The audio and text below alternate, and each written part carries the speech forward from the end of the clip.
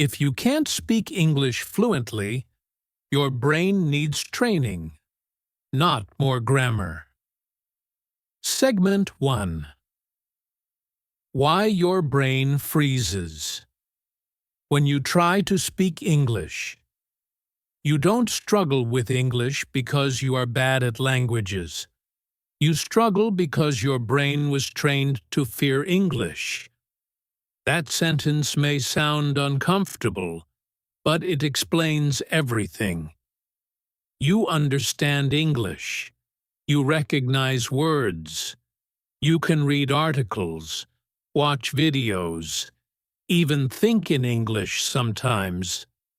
Yet the moment you need to speak, when a real person is in front of you, when a response is expected now, when there is no time to think, your mind goes empty. Your heart beats faster. Your chest feels tight. Your English disappears. This is not a vocabulary problem. This is not a grammar problem. This is a brain problem. Specifically, it is a training problem. Your brain learned to associate English with pressure, not with communication. From the very beginning, English was introduced as a subject, a test, a performance, something you can get wrong. So your brain did exactly what it was designed to do. It protected you. Every time you tried to speak English and felt judged, corrected, laughed at, or embarrassed, your brain recorded a lesson. English is dangerous. Not dangerous physically, but socially. And the brain treats social danger very seriously. Social danger means rejection. Rejection means exclusion. Exclusion means threat. So when you try to speak English, your brain activates the same system it uses for survival, the fear system. That's why your body reacts before your mind. That's why your words disappear. Your brain is not broken. Your brain is doing its job. The problem is the job it was trained to do. Think about this carefully. Have you ever spoken English alone and felt fine? Talking to yourself?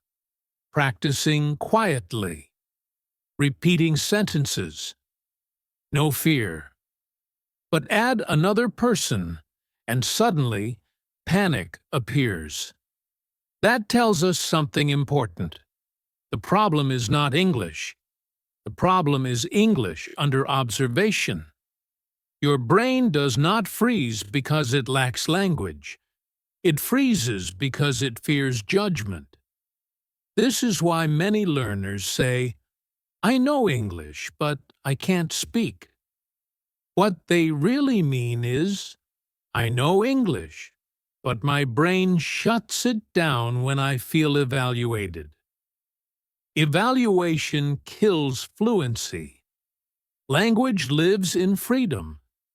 Children don't freeze when they speak because no one expects perfection. They are allowed to be wrong. Adults are not given that permission. From day one, adults are corrected, tested, compared. So the brain learns. Speaking equals risk. Now here is the most important truth of this segment. Your brain does not care about fluency. Your brain cares about safety. If speaking English feels unsafe, your brain will block access to words, even if you know them. This is why you forget simple words in conversations. This is why you speak worse under pressure. This is why your English feels inconsistent. It's not skill fluctuation. It's emotional fluctuation. When you feel safe, English flows. When you feel judged, English shuts down. This is also why people speak English better. After a drink, when relaxed, when talking to friends, when emotionally comfortable, fear disappears and suddenly fluency appears. Not because your English improved in that moment, but because your brain allowed access to it. So the real question is not, how can I learn more English? The real question is, how can I make my brain feel safe using English? Because fluency is not stored in your memory alone. It is stored behind a permission gate, and fear closes that gate. Another reason your brain freezes is overtraining the thinking system. Most English education trains you to think first, translate, check grammar, avoid mistakes. This activates the slow, analytical part of the brain. But speaking is a fast, instinctive action. You don't think when you speak your native language. You react. But when you try to speak English, you are forced to think. Thinking is slow. Speaking is fast, so your brain gets overloaded. And overload leads to shutdown. This is why fluent speakers don't think about sentences. They trust instinct. Your brain can do that too, but only if it is trained differently. Right now, your brain believes English must be perfect to be safe. So it waits, and waiting kills fluency. Your brain is not lazy, it is cautious, and caution feels like freezing. Here is something important. The brain cannot tell the difference between real danger and imagined danger. If your past experiences taught it that English equals embarrassment, your brain reacts as if embarrassment is a threat. That is why reassurance does not work. Telling yourself, "Don't be afraid," does nothing. The brain needs new experiences, not new thoughts. It needs proof that speaking English is safe. This is where reprogramming begins. Reprogramming does not mean forgetting grammar. It means changing emotional associations. We don't delete old memories. We overwrite them. Every time you speak English and survive, without punishment, without shame, without pressure, your brain updates its data. It learns, this is safe. And once safety is restored, fluency returns. Not slowly, often suddenly. That is why some learners have breakthrough moments. They didn't magically learn English. They stopped fearing it. And when fear drops, access opens. This segment is the foundation. Until you understand that your problem is not English, but how your brain was trained to respond to English, nothing else will work. More grammar won't fix fear. More vocabulary won't unlock silence. Only reprogramming safety will. In the next segment, we will destroy one of the biggest myths holding you back.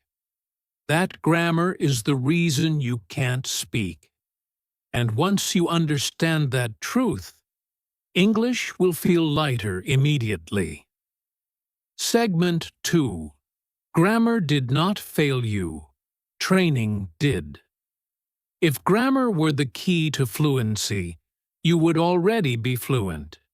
Because you have studied grammar, you know tenses, you know sentence structure, You know rules that many native speakers cannot even explain, and yet you still hesitate. That single fact tells us something powerful. Grammar is not the problem. But for years, you were told it was. From the beginning, English was presented as a system of rules. Rules to memorize, rules to avoid breaking.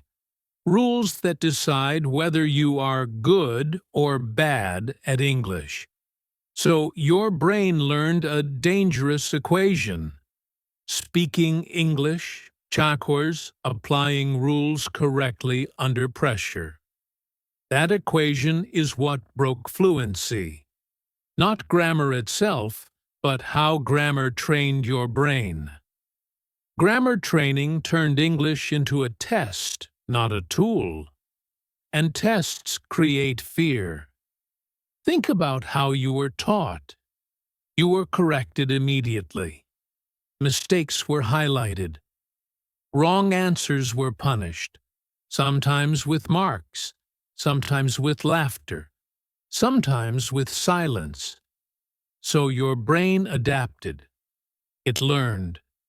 Don't speak unless you are sure. Don't speak unless it's correct. Don't speak unless it's safe. This is the opposite of how language is meant to work. Language is not born from correctness.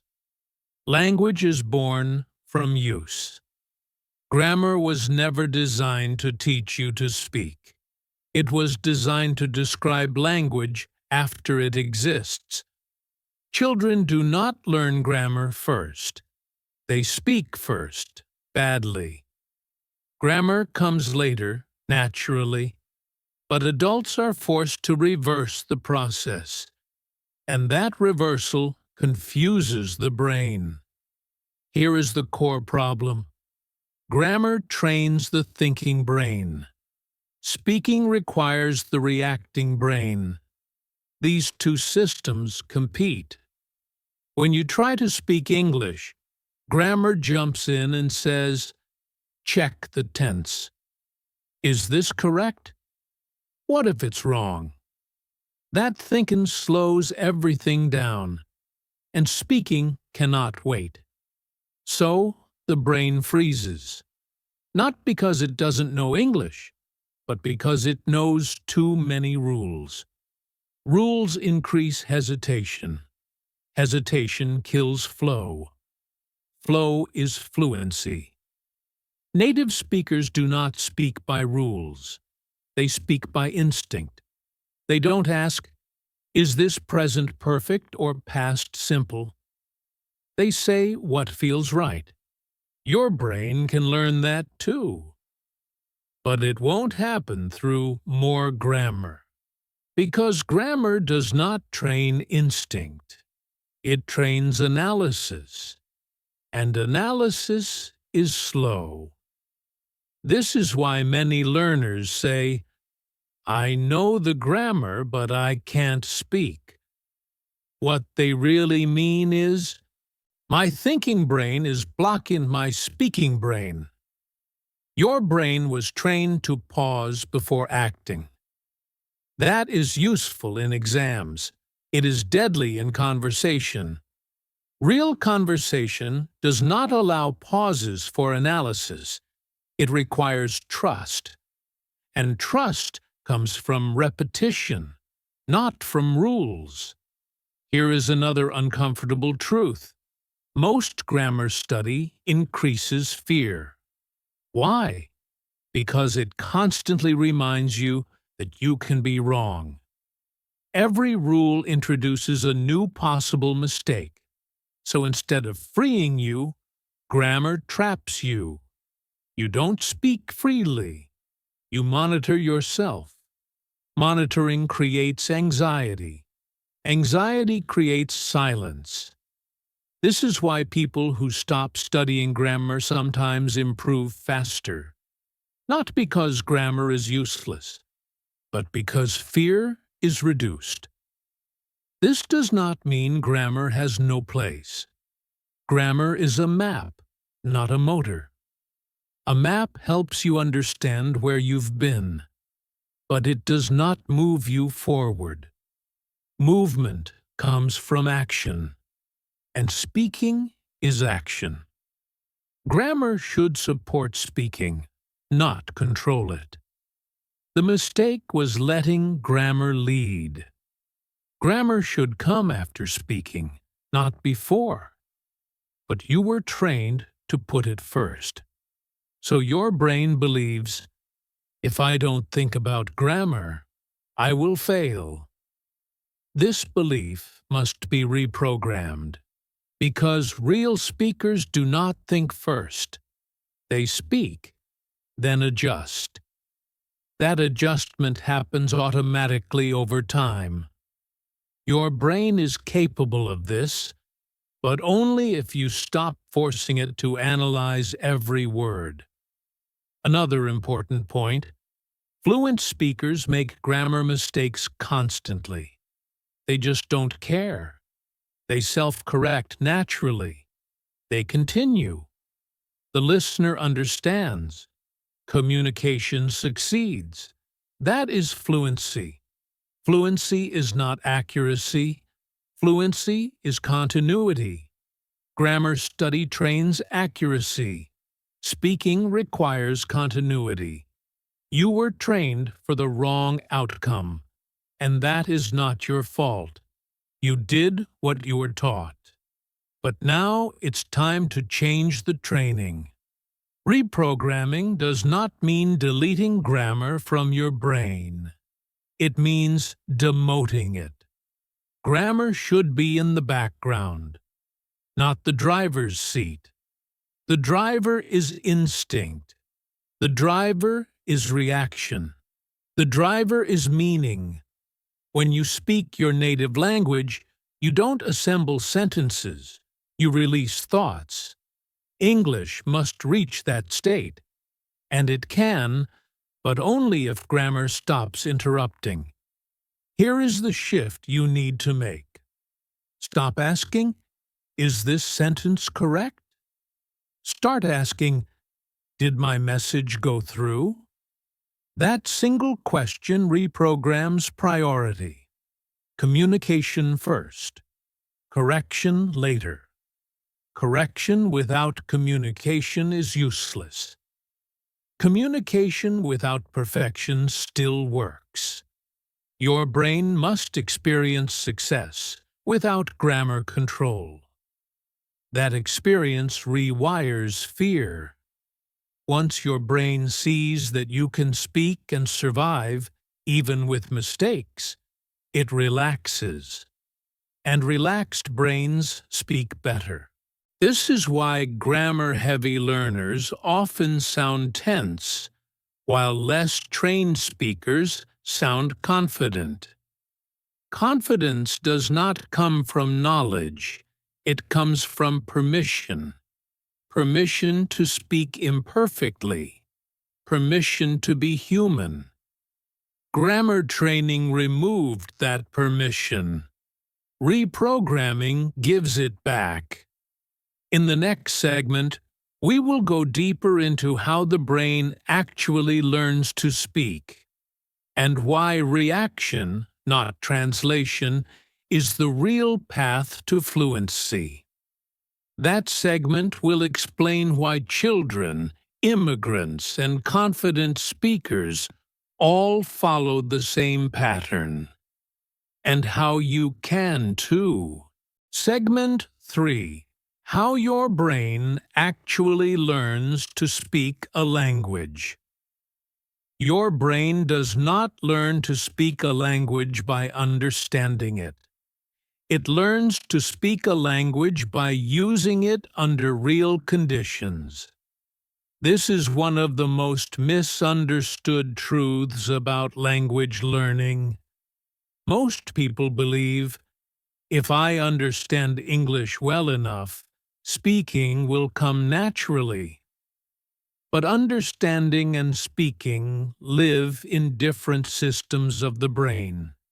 You can understand a language for years, and still struggle to speak it. And that is not failure. That is biology. Your brain has two major modes involved in language. One is recognition, the other is production. Recognition is passive. Production is active. Recognition allows you to understand words, sentences, and meaning when someone else speaks. Production requires your brain to choose words, organize structure, control pronunciation, manage timing, monitor reactions all at once. This is much harder, and it cannot be learned through observation alone. Think about driving. You can watch hundreds of driving videos. You can understand traffic rules. You can recognize every sign. But the first time you sit behind the wheel, your body freezes. Why? Because driving is not knowledge. It is coordination. Speaking a language works the same way. Your brain must coordinate thoughts, words, and sound in real time. That coordination only develops through action. This is why your brain learned your native language so efficiently. Not through study, not through explanation, through constant reaction. Children do not translate. They do not think. They react. Someone speaks, they respond. They try. They fail. They adjust. They continue. This loop is the secret. It is called the reaction loop. Language becomes automatic when reaction replaces thinking. But adult learners are trained to do the opposite. They are trained to translate, analyze, plan sentences, check grammar. This activates the slow, logical part of the brain. That part is excellent for exams, but terrible for speaking. Speaking happens too fast. You don't have time to analyze. You must release language, not construct it. This is why translation is your biggest enemy. Translation creates delay. Delay creates panic. Panic blocks access. The brain cannot think and speak freely at the same time. It must choose. Fluent speakers are not faster thinkers. They are less dependent on thinking. Their brain learned to trust patterns. Patterns are built through repetition in context. This is where most learners go wrong. They repeat words. They repeat sentences. But they don't repeat situations. Your brain does not speak words. It speaks responses to situations. For example, someone greets you. You respond. Someone asks a question. You answer. Someone looks confused. You explain. These are not sentences. They are reactions. Fluent speakers don't memorize language. They memorize responses. Your brain wants to know, when this happens, what do I do? That is how automatic speech is formed. This is also why you can speak English better in familiar situations. Your brain already has a response pattern, but in new situations, fear appears.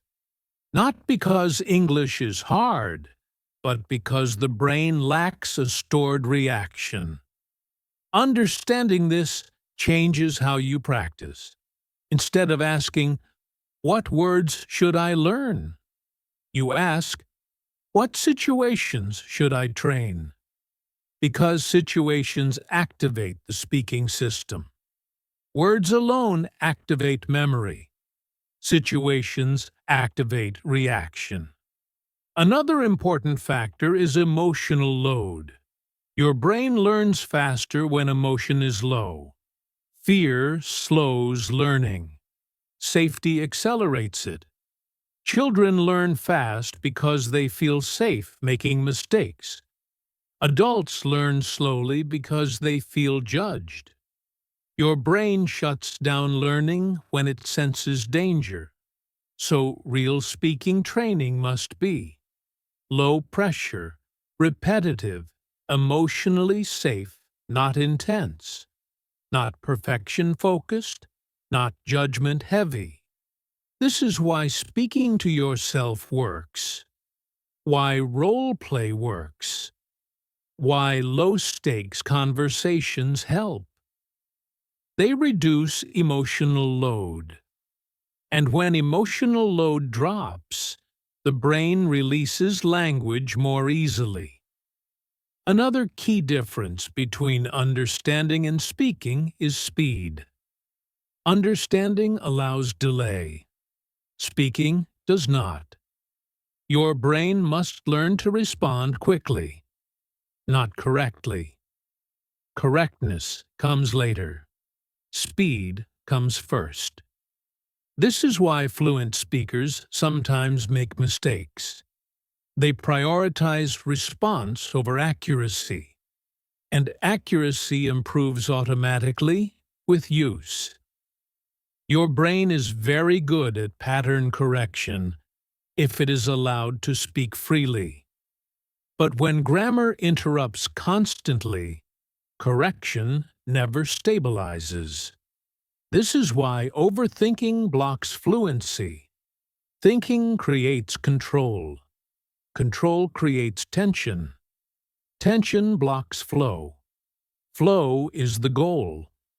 Flow means language moves without conscious effort. And flow is trained through repetition of real reactions, not study. Another misconception is that fluency requires a large vocabulary. Vocabulary helps, but only when it is activated. Inactive vocabulary stays trapped in recognition. Activated vocabulary comes from use. You don't need thousands of words to speak. You need a few hundred words used automatically. Automatic words appear without effort. Effortless language feels fluent, even if it is simple. This is why some people sound fluent with limited vocabulary. They are not searching. They are responding. Your brain does not want more information. It wants permission and practice. Permission to speak without checking. Practice to build reaction loops. Once reaction loops are strong, speaking feels natural. This is the moment learners describe as, "It just came out." That moment is not magic. It is training. Reprogramming your brain means shifting from thinking to reacting, translating to responding, studying to using. Once this shift happens, English stops feeling heavy. It becomes lighter, faster, more natural. In the next segment, we will focus on fear directly and show how to reprogram your emotional response so English feels safe again. Because without emotional safety, reaction cannot grow. Segment 4. Reprogramming. Fear, making English feel safe. Again, fear is not your enemy. Fear is your brain trying to protect you. That is the first truth you must accept, because until you understand this, you will keep fighting the wrong battle. Your brain does not block English because it hates English. It blocks English because it believes English is unsafe. Unsafe to your image. Unsafe to your confidence. unsafe to your sense of belonging. So the goal is not to remove fear. The goal is to retrain safety, because the brain only releases language when it feels safe enough to do so. Think about this carefully. Have you ever spoken English well in one situation, but frozen in another? Same brain, same English, different emotional context. That alone proves fear is situational, not permanent. Your brain does not have a bad English problem. It has a threat detection problem. When English feels like a test, the brain tightens. When English feels like a tool, the brain relaxes. And relaxation is where fluency lives. The fear you feel when speaking English is not logical. It is learned. Learned through years of being corrected mid-sentence, being laughed at, being compared, being graded, being told you're wrong. Each moment taught your brain a lesson. Speaking English leads to discomfort.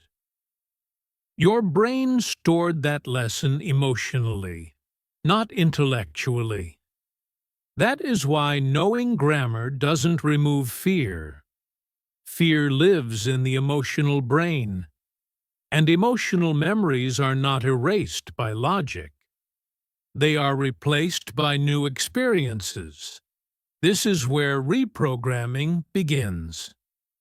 Reprogramming fear does not mean pushing yourself into high-pressure situations. That actually strengthens fear. Your brain learns, see, this is dangerous. Instead, reprogramming means lowering emotional risk while increasing exposure. Safety first, then repetition. This is how the brain rewires. Imagine training a muscle that has been injured. You don't lift heavy weights immediately. You start gently, slowly, safely. Fear works the same way. Your brain needs to experience English without punishment, without embarrassment, without urgency, without judgment. Only then will it release control. Here is the most important principle. The brain learns safety through successful survival, not through courage. You don't need to feel brave. You need to feel safe enough. That's why speaking to yourself works. That's why low-stakes practice works. That's why short, simple interactions help. They teach your brain, I spoke and nothing bad happened. That single message is powerful, because fear is built from imagined consequences. Safety is built from real outcomes. Another key truth: your brain does not need you to speak well. It needs you to speak without emotional damage. If you speak perfectly but feel judged, fear increases. If you speak poorly but feel safe, fear decreases. That's the opposite of what most learners believe. They chase correctness instead of comfort. But comfort unlocks correctness, not the other way around. This is why children learn fast, not because they are smarter, but because mistakes are safe. Adults remove that safety, and fear grows. Reprogramming means bringing safety back. Here is how fear is actually reduced. Not by big wins, by small, repeatable survivals. One sentence spoken calmly, one question asked without apology, one mistake made without panic. Each one sends a signal to your brain. This is okay. And over time, fear loses authority. Another reason English feels unsafe is identity pressure. You don't just feel like you're speaking English. You feel like you're being evaluated as a person. Your intelligence, your education, your value. That weight is too heavy for language. Language cannot flow under identity pressure. So part of reprogramming is separating you from your English. Your English is not you. It is a tool you are using. A broken sentence does not define you. A strong accent does not reduce your worth. When you internalize this, fear weakens, because fear feeds on self-judgment. Remove judgment, and fear starves. Another powerful reprogramming step is slowing down. Fear increases speed. Safety allows pauses. You are allowed to pause. You are allowed to think. You are allowed to speak slowly. Speed is not confidence. Calm is confidence. When you slow down, your nervous system relaxes, and relaxed systems speak better. This is why fluent speakers sound calm, not fast. Fear also decreases when expectations are lowered. You don't need to sound fluent. You need to be understood. That's it. Understanding is success. Everything else is decoration.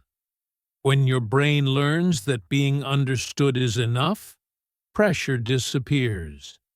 And when pressure disappears, language flows. Another important truth: fear does not disappear suddenly. It fades gradually. You won't wake up one day fearless, but you will notice less hesitation, faster recovery, fewer mental blocks. These are signs of reprogramming. Fear shrinks quietly. One day, you'll speak and realize, I didn't panic. That moment is proof. Reprogramming also requires compassion. Harsh self-talk reinforces fear. If every mistake is followed by self-criticism, your brain learns. Speaking leads to punishment. Kind self-talk teaches, speaking is safe.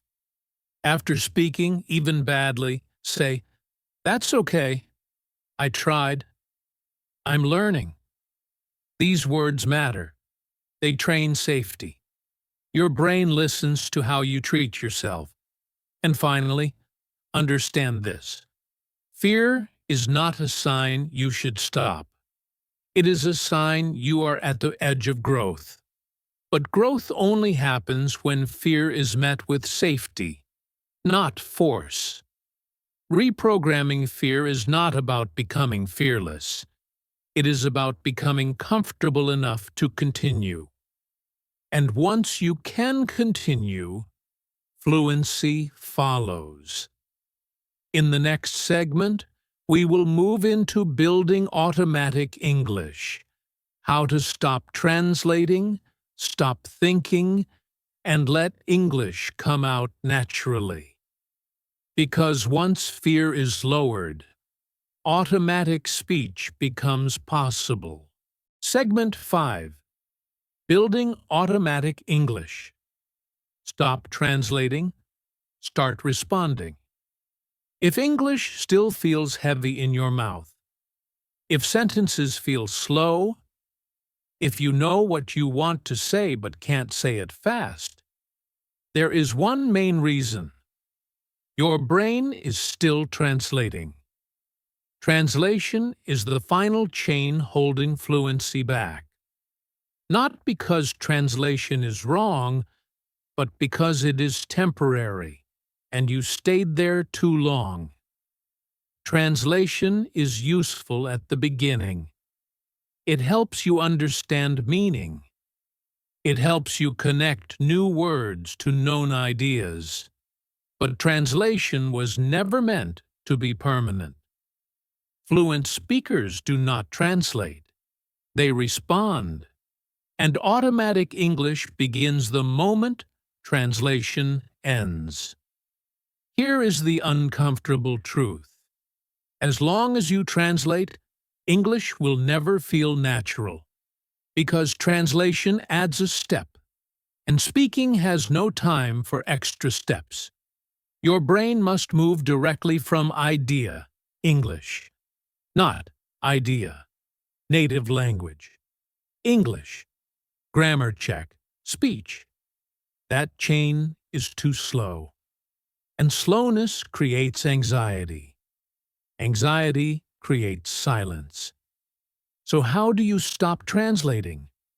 Not by forcing yourself, not by telling your brain, don't translate. That never works. You stop translating by training automatic responses. Your brain is a pattern machine. It loves shortcuts. Right now, translation is the shortcut it knows. So we must teach it a better shortcut. Automatic English is not built by thinking harder. It is built by repeating the same types of responses until thinking is no longer needed. This is how children do it. This is how immigrants do it. This is how confident speakers do it. They don't practice English. They practice reacting in English. Think about common situations. Someone greets you. Someone asks a question. Someone doesn't understand. Someone disagrees. In fluent speakers, responses appear automatically, not because they memorized sentences, but because they repeated situations. Automatic English lives in situations, not in vocabulary lists. This is why you can sometimes speak English well in familiar contexts, but freeze in new ones. Your brain has stored responses for one situation, but not the other. So the goal of this segment is simple. Turn English into a reflex. Reflex does not mean perfect. Reflex means fast. Speed creates flow. Flow creates fluency. And speed comes from repetition. But not random repetition. Targeted repetition. Repeating the same response patterns again and again until your brain stops thinking. For example, responding to greetings, answering simple questions, expressing uncertainty, asking for clarification. These are the building blocks of conversation. When these become automatic, confidence rises naturally. Another reason translation continues is fear of mistakes. Your brain translates because it wants control. Control feels safe, but control kills fluency. Automatic speech requires trust. Trust that even if the sentence isn't perfect, communication will survive. This trust is not mental. It is experiential. Your brain must experience, I spoke without translating, and nothing bad happened. That experience rewires behavior. That's why automatic English grows faster in relaxed environments. When fear is low, translation weakens. When pressure is high, translation strengthens. This is also why speaking to yourself works so well. There is no judgment, so the brain releases control. Automatic language begins to appear. You may notice words come faster. Sentences feel shorter. You don't remember exactly what you said, That is a sign of automaticity.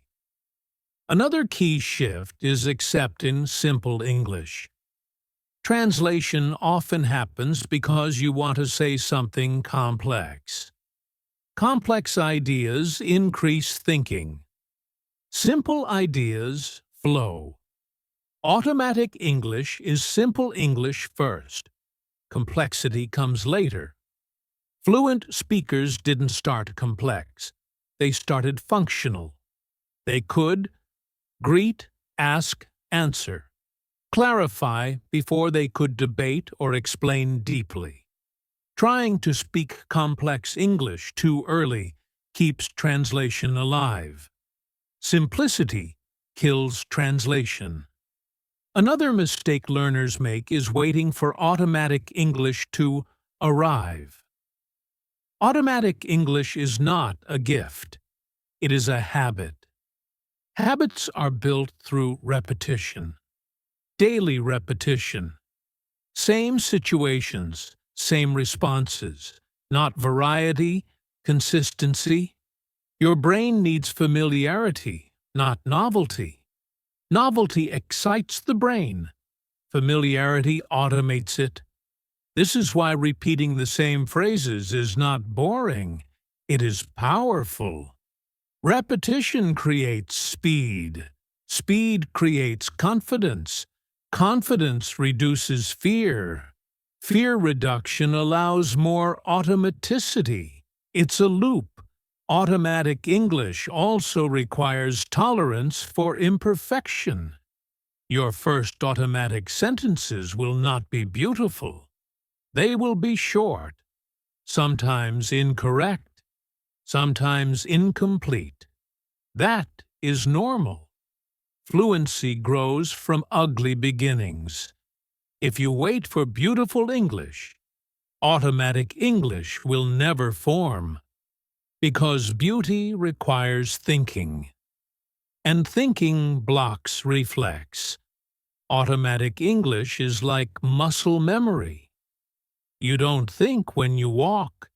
You don't plan every step. You trust the body. English must reach the same place, and the only way to get there is to let go of control. Not completely, but gradually. Less checking, less correcting, more continuing. Continuing is more important than correcting, because continuation trains flow, and flow is fluency. Here is the final mindset shift of this segment. Fluency is not about choosing the right words. It is about trusting the words that come. Trust grows through use.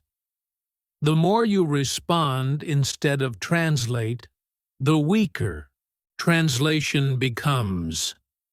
One day, you will notice something surprising.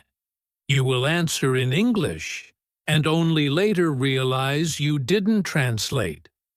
That moment means reprogramming is working. In the next segment, we will talk about confidence and why it only appears after action, not before. Because automatic English and confidence grow together. Segment 6. Why confidence appears after action, not before. Most English learners are waiting for something that never comes. They are waiting for confidence. They tell themselves, "When I feel confident, I will speak. When my English improves, confidence will come. When I stop making mistakes, I will feel ready." So they wait. And while they wait, English stays silent. Here is the truth that changes everything. Confidence is not the cause of speaking. Confidence is the result of speaking. Confidence is not a personality trait. It is not something you are born with. It is not something you think yourself into. Confidence is evidence. Your brain needs proof. And the only proof your brain believes is experience. You can read motivational quotes. You can tell yourself, I can do this. You can imagine yourself speaking confidently. But none of that convinces the brain.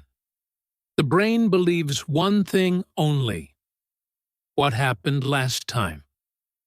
If the last time you spoke English you survived, confidence grows. If the last time you stayed silent, fear grows. Silence feels safe in the short term, but it trains fear in the long term. This is why many learners feel more anxious the longer they avoid speaking. Fear feeds on avoidance. Confidence feeds on action. But here is where many people get stuck. They think action must be big. They think confidence comes from long conversations, perfect sentences, impressive vocabulary, speaking in public. That belief creates pressure, and pressure stops action. Real confidence is built from small, repeatable actions. One sentence, one response, one attempt. These small actions send a powerful signal to your brain. I acted, and nothing terrible happened. That signal is confidence. Confidence does not arrive loudly. It arrives quietly. You don't suddenly feel brave. You simply feel less afraid. And less fear is more than enough to speak. Another misunderstanding is believing that confident speakers feel no fear. That is false. Confident speakers still feel nervous. They just don't let nervousness stop them. They learned something important. Fear does not mean danger. Fear often means new territory. And new territory is where growth happens. Confidence is not the absence of fear. It is the ability to move with fear. But that ability is learned through repetition. Think about your native language. You don't feel confident speaking it. You feel normal. That is the real goal. Not confidence, but normalcy. Normalcy comes from repetition. When English becomes part of your daily behavior, it stops feeling special, and special things create pressure. Ordinary things do not. This is why English feels easier in familiar situations. Your brain has seen them before. There is no mystery, no threat. Confidence is simply familiarity. Another reason confidence doesn't appear early is perfectionism. Many learners believe, if I don't speak well, I shouldn't speak. This belief delays action, and delayed action delays confidence. Perfectionism is fear wearing a mask. It pretends to protect you, but it actually keeps you stuck.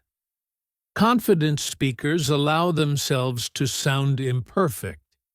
They value participation over performance. Participation creates momentum. Momentum creates confidence. Performance creates pressure. Pressure blocks everything. Another important point: confidence grows faster when English is treated as a tool, not as a test. Tools are allowed to be imperfect. You don't judge yourself for using a tool badly at first. You improve with use. When English is a tool, mistakes feel mechanical, not personal. And that emotional distance protects confidence. Your brain stops saying, This mistake means something about me. It starts saying, I'll adjust next time. That shift is powerful. Confidence also grows when you stop measuring yourself. Many learners constantly ask, how fluent am I? Am I better than before? Do I sound native yet? These questions keep confidence unstable. Confidence cannot grow under constant evaluation. Instead, measure behavior, not ability. Ask, did I speak today? Did I try? Did I continue after a mistake? These are success markers. Fluency grows from consistency, not comparison. Another reason confidence feels delayed is because it is invisible while it's growing. You don't feel confident after the first attempt, or the second, or the third. But one day, you realize, I didn't freeze. I didn't panic. I just spoke. That realization comes after the confidence is already there. Confidence arrives quietly. You notice it late. This is why many learners think they are not improving, until suddenly they are. Confidence does not announce itself. It sneaks in. One more important truth: you don't need high confidence to act. You only need slightly more courage than fear. That's it. Even nervous action counts. Even shaky English counts. Your brain does not reward elegance. It rewards survival. Each time you act despite discomfort, your brain learns, I can do this. And confidence grows. So stop waiting for confidence. Waiting teaches fear. Acting teaches courage. Small actions, low pressure, daily repetition. That is how confidence is built. And once confidence grows, automatic English becomes easier. Because fear no longer blocks it. In the final segment, we will bring everything together and complete the reprogramming process by helping you build a new English identity that is free, flexible, and fearless. Segment 7. Your new English identity. Speaking without permission. Everything you have struggled with in English. The fear, the freezing, the hesitation, the silence, was never about English itself. It was about who you believed you were allowed to be while using English. For years, you carried an invisible rule: I can speak when I am good enough. I can speak when I am correct. I can speak when I am fluent. That rule controlled your behavior, and that rule kept you silent. This final segment is about deleting that rule. Because fluency does not come from permission. Fluency comes from ownership. Your brain does not release language when it feels like a guest. It releases language when it feels at home. And feeling at home is not about accent, grammar, or vocabulary. It is about identity. Right now, English may still feel like something you borrow. You borrow sentences. You borrow phrases.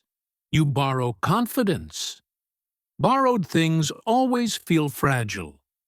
Your goal is not to be fluent. Your goal is to own English. Ownership does not mean perfection. Ownership means freedom. Freedom to speak badly. Freedom to make mistakes. Freedom to continue. This is the moment where many learners misunderstand identity. They think, I don't want to sound stupid. I don't want to sound uneducated. I don't want to sound wrong. But fluent speakers are not people who never sound wrong. They are people who don't attach meaning to sounding wrong. Their identity is not tied to their sentences. Their value does not depend on their grammar. They speak because speaking is normal. And that normalcy comes from repetition and permission. The permission must come from you. No teacher can give it. No certificate can unlock it. No course can create it. You decide when English becomes yours. This is the final mental shift. You do not ask English for permission to speak. You speak, and English adapts. That is how language works. Language serves people. People do not serve language. Once this belief settles, pressure disappears, because pressure comes from asking, am I allowed to speak? Ownership answers, yes. Another powerful identity shift is separating self-worth from skill level. Your English level can improve. Your worth does not change. Mistakes do not downgrade you. Accents do not define you. Hesitation does not erase your intelligence. When your brain understands this, fear weakens, because fear feeds on identity threat. Remove the threat, and fear loses its power. Another key part of your new identity is accepting that fluency is not a destination. There is no final version of English. Native speakers improve their language their entire lives. They forget words. They learn new ones. They adapt. Fluency is movement, not arrival. So stop waiting to arrive. Move. Every time you speak, you are fluent in that moment. Because fluency is not about perfection. It is about function. Can you communicate? Can you respond? Can you recover? If yes, you are already fluent enough. Another mistake learners make is trying to become a different person in English. They try to sound smarter, more confident, more formal. That effort creates tension. Your English identity should be you translated, not replaced. You don't need a new personality. You need a new habit. Speak as you think. Speak simply. Speak honestly. Authenticity removes fear. Acting creates pressure. Your brain knows when you are acting, and it resists. But when you are authentic, language flows. This is why English feels easier when you are emotional or passionate. Emotion bypasses fear. Your new English identity is not someone who speaks perfectly. It is someone who speaks without permission. Permission from teachers. Permission from grammar. Permission from fear. You give yourself that permission. From today, the rule changes. You no longer ask, is my English good enough? You ask, did I say what I needed to say? That question focuses on function, not form. And function builds fluency.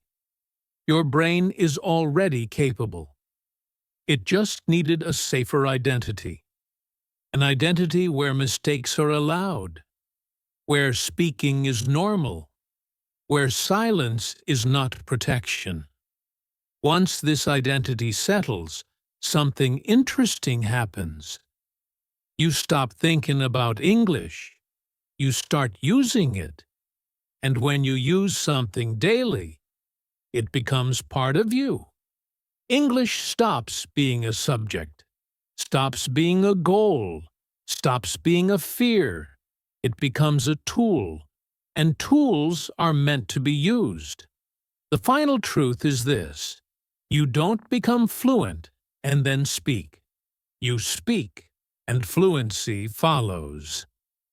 That is how your brain learns.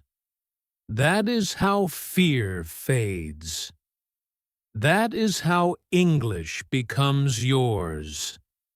No permission required. Just use it.